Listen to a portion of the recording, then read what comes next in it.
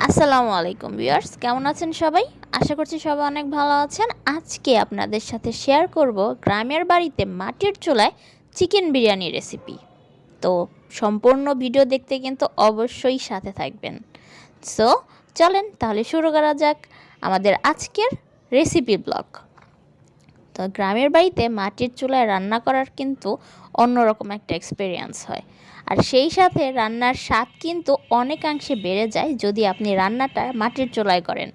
এটা কিন্তু আমার কথা না, এটা হচ্ছে যারা রান্নায় এক্সপার্ট হয়ে গেছে, যেমন ধরেন আমাদের খালা নানা দাদা সরি খালা নানি দাদি, এরা কিন্তু মানে অনেক এক্সপার্ট। আর এরা কিন্তু এদের হাতের যে রান্না সেটা কিন্তু আপনি কোনো ইন্টারন্যাশনাল শেফের হাতেও পাবেন না। তো তাহলে চলুন আজকে শুরু করা যাক আমাদের আজকে মাটির চুলায় চিকেন বিরিয়ানি। এই আমগুলো হচ্ছে গতকাল রাতে ঝড়ে পড়েছিল।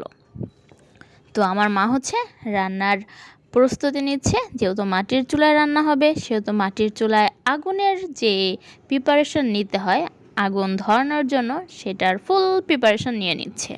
আর আমরা শুধু বসে বসে দেখতেছি। তো এখানে হচ্ছে আমার মা হচ্ছে পোলাওয়ের প্যাকেটটা ছিঁড়ে চাল মেপে নিচ্ছে, কারণ আমরা কতজন মানুষ সেই মানুষ হিসেব করে হচ্ছে চাল দিতে হবে।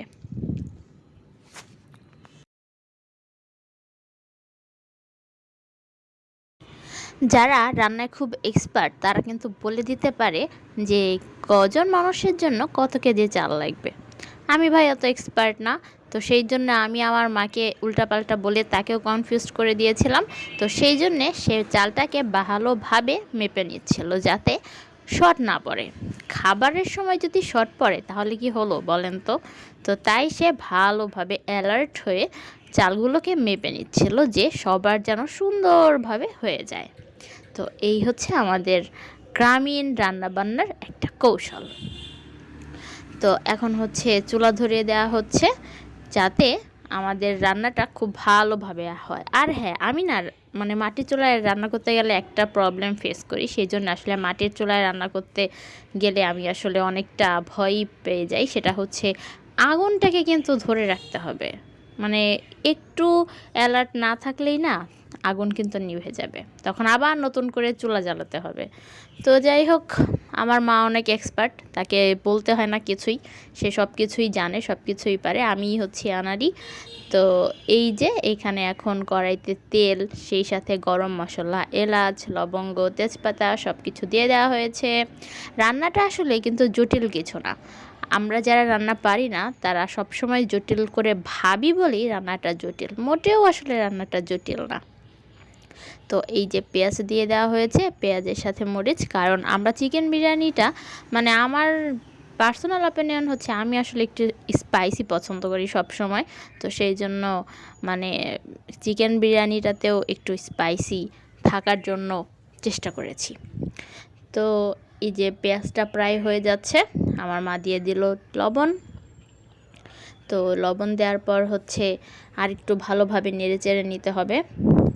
তো এই এখন কিন্তু খুব মেঘলা মেঘলা সিজন, সিরিয়াসলি মানে কখনো রোদ আসছে আবার ঝড় শুরু হয়ে যাচ্ছে, এরকম একটা ওয়েদারে খিচুড়ি বিরিয়ানি এগুলোই কিন্তু জমে। তো যেহেতু আজকে আমরা বিরিয়ানি রান্না করছিলাম, তো আমরা আজকে ফুল কনসেন্ট্রেশন দেব বিরিয়ানিতে। তো পেঁয়াজটা বেশ একটু নেতিয়ে গেছে। তো এখন হচ্ছে আমরা এখানে আদা বাটা রসুন বাটা দিয়ে দিব। তো আদা বাটা রসুন বাটা দেওয়ার পরে আমি ভেবেছিলাম যে আর একটু মরিচের গুঁড়ো দিয়ে দিব, কিন্তু আমার মা বললো যে না, বাদ দে, দরকার নেই, আমি রান্না করে দিচ্ছি, তোর এখানে ওকালতি করার দরকার নেই। তো আমি আর ওইখানে গেলাম না, আচ্ছা ঠিক আছে।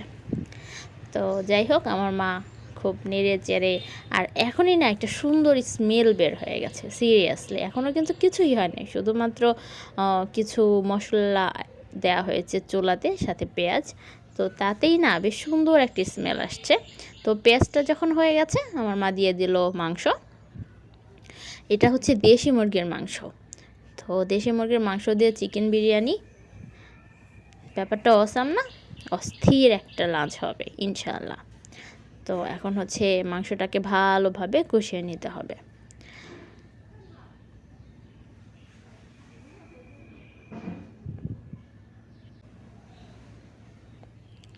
আমি যখন গ্যাসের চুলায় রান্না করি তখন না আমি একটু আঁচ করতে পারি যে চুলার তাপমাত্রাটা কখন একটু ছোট করে দিতে হবে, কখন একটু বড় করে দিতে হবে।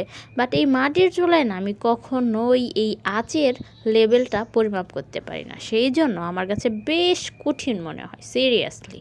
এজন্য আসলে মাটির চুলায় রান্না করাটা আমার কাছে খুব কঠিন মনে হয়।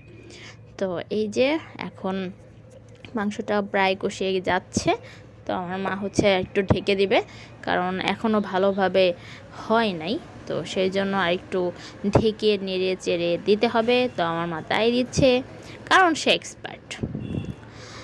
তো তবে হ্যাঁ, খুব সুন্দর একটা স্মেল বের হচ্ছে, যে মনে হচ্ছে যে এখনই মানে চুলা থেকে নামিয়ে খেয়ে ফেলি কারণ হচ্ছে এত সুন্দর একটা স্মেল বের হচ্ছিল আসলে। তো আমি এবার আপনাদেরকে একটু দেখাই।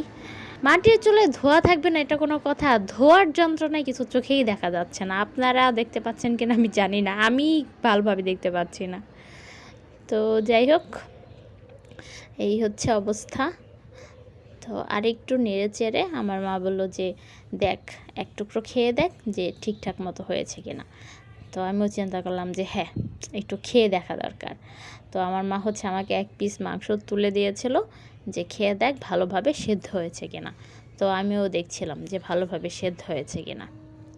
কালারটা কিন্তু জোস হয়েছে, কারণ হচ্ছে বিরিয়ানি খুব কালারফুল ভালো লাগে না, আবার খুব যে সাদামাটা থাকবে তাও ভালো লাগে না। বাট এই কালারটাই আসলে বিরিয়ানির জন্য আমার কাছে মনে হয় পারফেক্ট। তো আমি এক পিস মাংস নিয়ে খেয়ে দেখলাম যে মানে যেমনটা দরকার ছিল ঠিক তেমনটা হয়ে আছে। মানে কি বলবো, অসাম একটা জিনিস। তো আমার তো মনে হচ্ছিল যে আর কিছু করার দরকার নাই, যা হয়েছে হয়েছে, এখনই হচ্ছে এটাকে চুলা থেকে নামিয়ে খেয়ে ফেলি। তো এই হচ্ছে আমাদের আজকের চিকেন বিরিয়ানির প্রায় 50% কাজ হয়ে গেছে সিরিয়াসলি। তো এখন কাজ হচ্ছে বাকিটা, সেটা হচ্ছে পোলাওয়ের চাল দিয়ে দিতে হবে। তো এই যে হচ্ছে পোলাওয়ের চাল আমার মা ভালোভাবে ধুয়ে নিচ্ছে। আজকে আপনাদের সাথে এই মুহূর্তে আরেকটা বিউটি টিপস শেয়ার করি, সেটা হচ্ছে এই যে চাল ধোয়া পানিটা দেখছেন না, এই চাল ধোয়া পানিটা কিন্তু অনেক উপকার। এটা আপনার হেয়ার কেয়ারের জন্য ভালো, এটা আপনার স্কিন কেয়ারের জন্য ভালো। আর আমরা কি করি জানেন, এই পানিটা দিয়ে ফেলে। অবশ্যই ফেলবেন না, এই পানিটাকে ইউজ করবেন। এটা অনেক মানে এই রাইস ওয়াটারটা খুব ভালো সিরিয়াসলি। আমি আগে জানতাম না, কিন্তু এখন আসলে জানি। তো আমরা তো ফেলে দিই, আপনারা কিন্তু ফেলবেন না, অবশ্যই এটা প্রপার ইউজ করবেন, ইনশাল্লাহ ভালো ফল পাবেন আপনার স্কিনের জন্য, আপনার হেয়ারের জন্যে। তো এই যে আমার মা চাল দিয়ে দিয়েছে। বিরিয়ানির মেন কাজটাই হচ্ছে কিন্তু মাংস কষানো পর্যন্ত। যখন মাংস কষানো হয়ে যায় তারপর কিন্তু আর কোনো কাজ তেমন থাকে না, শুধুমাত্র চালটা ভালোভাবে ধুয়ে চুলায় দিয়ে দিলেই হয়ে যায়। হ্যাঁ, অবশ্যই একটু নেড়ে চেড়ে দিতে হবে। তো এই হচ্ছে আমাদের প্রায় এখন হচ্ছে মিনিট 10 চুলায় রেখে দিলেই হবে, কারণ চুলার যে আঁচ বাবারে বাবা। আর হ্যাঁ, আমার মা সবসময় হচ্ছে দুধ দেয়, আর এটা হচ্ছে র মিল্ক। মানে এটা হচ্ছে বিরিয়ানিতে একটা আলাদা ভাইব অ্যাড করে আমার কাছে যেটা মনে হয়, কারণ হচ্ছে বিরিয়ানির টেস্ট আরও অনেক কিছু দেয়া যায়। তো সব কিছু মিলেই হচ্ছে বিরিয়ানিতে বিরিয়ানি এক একজন এক এক রকমভাবে খেতে পছন্দ করে। তো ফাইনালি আমাদের বিরিয়ানি রেডি। ওকে, টেক কেয়ার, বাই বাই।